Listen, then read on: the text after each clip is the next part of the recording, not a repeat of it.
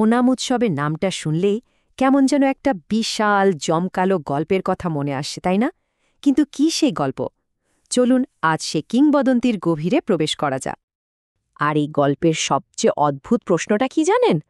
আমরা যাদের অসুর বা দৈত্য বলে জানি, সেই বংশেরই একজন রাজাকে কেন আজও কোটি কোটি মানুষ পূজা করে? ব্যাপারটা বেশ অদ্ভুত, তাই না? চলুন এই রহস্যটা জানা যাক।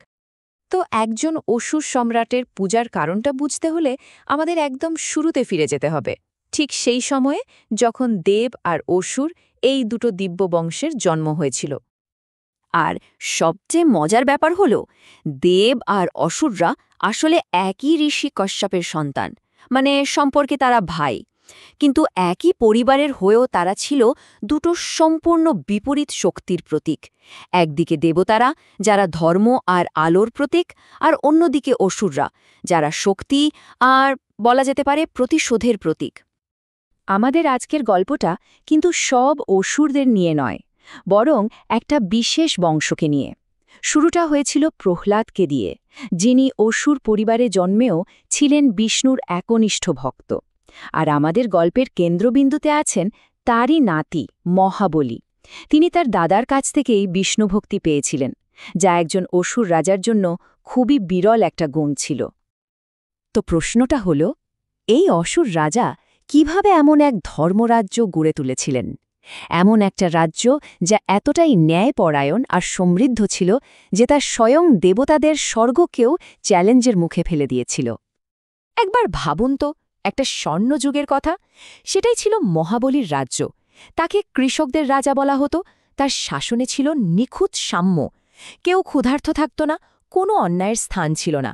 তার দান আর ন্যায়বিচার কিংবদন্তিতে পরিণত হয়েছিল। তার রাজ্য হয়ে উঠেছিল করুণা আর ধর্মের এক দারুণ প্রতীক। মানুষ তাকে এতটাই ভালোবাসত যে অনেকেই তাকে দেবতাদের চেয়েও বড় মনে করতে শুরু করেছিল। শুধু জনপ্রিয়তাই নয়, নিজের গুরু শুক্রাচার্যের শক্তিতে বলীয়ান হয়ে তার ধার্মিকতা আর ক্ষমতা এতটাই বেড়ে গিয়েছিল যে তিনি 3 লোক, মানে পৃথিবী, স্বর্গ আর পাতাল জয় করে নিয়েছিলেন। আর আসল কথাটা হল, এই জয় তিনি অর্জন করেছিলেন। এটা ছিল তার ধর্মের ভিত্তিতে পাওয়া এক ন্যায়সঙ্গত বিজয়। কিন্তু একবার ভাবুন, একজন অসুর রাজা, তিনি যতই ধার্মিক হন না কেন, 3 লোকের শাসক হয়ে বসলে কি হতে পারে? এতে মহাবিশ্বের ভারসাম্যটাই যে নষ্ট হয়ে যাওয়ার জোগাড়। আর তার মানে এক দৈব হস্তক্ষেপ প্রায় নিশ্চিত হয়ে পড়েছিল।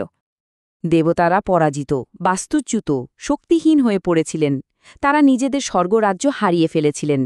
তখন তারা কি করলেন? তারা ছুটে গেলেন তাদের মা অদিতির কাছে। আর অদিতি তার সন্তানদের বাঁচাতে শুরু করলেন এক কঠোর তপস্যা। তার প্রার্থনায় তিনি ভগবান বিষ্ণুকে ডাকলেন। তাকে দেওয়া একটা প্রতিশ্রুতির কথা মনে করিয়ে দিলেন। যখন মহাজাগতিক ভারসাম্য ফিরিয়ে আনার সময় আসবে, তখন তিনি দেবতাদের রক্ষা করতে অদিতির পুত্ররূপে জন্ম নেবেন। আর সেই প্রতিশ্রুতি পূর্ণ হল। ভগবান বিষ্ণু রাজি হলেন, তিনি পৃথিবীতে জন্ম নিলেন। তবে কোনো পরাক্রমী যোদ্ধা হিসেবে নয়, বরং এক ছোটখাটো নম্র ব্রাহ্মণ বালক রূপে, বামন নামের এক বামন। বেশ, এবার আমরা গল্পের একেবারে ক্লাইম্যাক্সে চলে এসেছি। এরপর যা ঘটতে চলেছে তা ছিল দান, সততা আর নিজের দেওয়া কথার এক চরম পরীক্ষা। তো ত্রিভুবনে নিজের শাসনকে একেবারে পাকা করতে মহাবলী 100টা অশ্বমেধ যজ্ঞ করার সিদ্ধান্ত নিলেন। এটা ছিল সার্বভৌমত্বের চূড়ান্ত ঘোষণা, বিশাল একটা ব্যাপার। আর তিনি প্রায় সফলও হয়ে গিয়েছিলেন। 99টা যজ্ঞ তিনি সম্পন্ন করে ফেলেছিলেন। একবার দৃশ্যটা কল্পনা করুন, সেই বিশাল অন্তিম 100তম যজ্ঞ চলছে।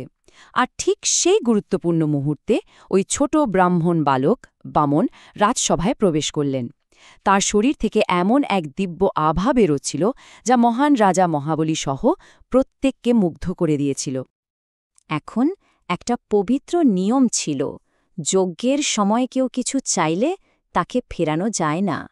এই নিয়মকে সম্মান জানিয়ে মহাবলী ওই বালককে এক অটুট প্রতিশ্রুতি দিলেন। তিনি বললেন, তুমি যা চাইবে আমি তাই দেব। কিন্তু মহাবলীর গুরু শুক্রাচার্যের জ্ঞান ছিল প্রখর। তিনি সঙ্গে সঙ্গে চিনে ফেললেন যে বামন আসলে কে। তিনি রাজাকে সাবধান করে বললেন, ইনি স্বয়ং ভগবান বিষ্ণু। যদি তুমি তোমার কথা রাখো তাহলে সব কিছু হারাবে। কিন্তু মহাবলী তিনি তার কথা থেকে এক চুলও নড়েন না। তার কাছে তার ধর্ম, তার প্রতিশ্রুতিই ছিল সবকিছু। তো এই দিব্যসত্তা কি চাইলেন? মাত্র একটা জিনিস, তার নিজের ছোট্ট পায়ে 3 পা হাঁটলে যতটা জমি হয় ঠিক ততটাই। মহাবলী তো শুনে প্রায় হেসেই ফেলেছিলেন। এত সামান্য একটা চাওয়া! তিনি হেসে সঙ্গে সঙ্গেই রাজি হয়ে গেলেন। আর তারপর শুরু হলো সেই মহাজাগতিক রূপান্তর। এক মুহূর্তে বামন এক বিশাল মহাজাগতিক আকার ধারণ করলেন। তার প্রথম পদক্ষেপে তিনি গোটা পৃথিবীটা ঢেকে ফেললেন। দ্বিতীয় পদক্ষেপে সমস্ত স্বর্গলোক। তৃতীয় পদক্ষেপ রাখার জন্য আর কোনো জায়গায় বাকি ছিল না। তখন মহাবলী কি করলেন? নিজের কথা রাখতে তিনি তার কাছে থাকা শেষ জিনিসটা উৎসর্গ করলেন, তার নিজের মাথা। এখন যে কেউ ভাবতে পারে যে এখানেই মহাবলীর গল্পের শেষ, কিন্তু তার এই সর্বোচ্চ আত্মত্যাগ তাকে ধ্বংসের দিকে ঠেলে দেয়নি, বরং এর থেকেই জন্ম নিয়েছিল এক অনন্য অমরত্ব আর এক এমন ঐতিহ্য যা আজও টিকে আছে। ভগবান বিষ্ণু মহাবলীর সততায় এতটাই মুগ্ধ হয়েছিলেন যে তাকে শাস্তি দেওয়া হল না। পরিবর্তে তিনি এক বরদান পেলেন। তাকে পাতাললোকের অমর অধিপতি বানানো হল। স্বয়ং বিষ্ণু তার নতুন রাজ্যের দ্বাররক্ষী হওয়ার প্রতিশ্রুতি দিলেন। আর বিনিময়ে মহাবলী শুধু একটাই জিনিস চাইলেন, বছরে একবার তার প্রিয় প্রজাদের সাথে দেখা করার অনুমতি। আর ভগবান বিষ্ণুর দেওয়া সেই আশীর্বাদ, সেই বছরে একবার ফিরে আসার প্রতিশ্রুতি, সেটাই আমরা ওনাম উৎসব হিসাবে পালন করি। বিশেষ করে কেরালায় মানুষ বিশাল ভোজ আর সাজসজ্জার আয়োজন করে, শুধুমাত্র তাদের প্রিয় রাজাকে প্রতি বছর ঘরে স্বাগত জানানোর জন্য। তাই মহাবলীর গল্পটা আমাদের একটা গভীর প্রশ্নের সামনে দাঁড় করিয়ে দেয়, তাই না? নিজের প্রতিশ্রুতি, নিজের ধর্ম রক্ষা করাটা কি সমস্ত বিশ্বজয় করার চেয়েও বড় বিজয়? সত্যিকারের বিজয় মানে কি তা নিয়ে এটা আমাদের সত্যি ভাবতে শেখায়।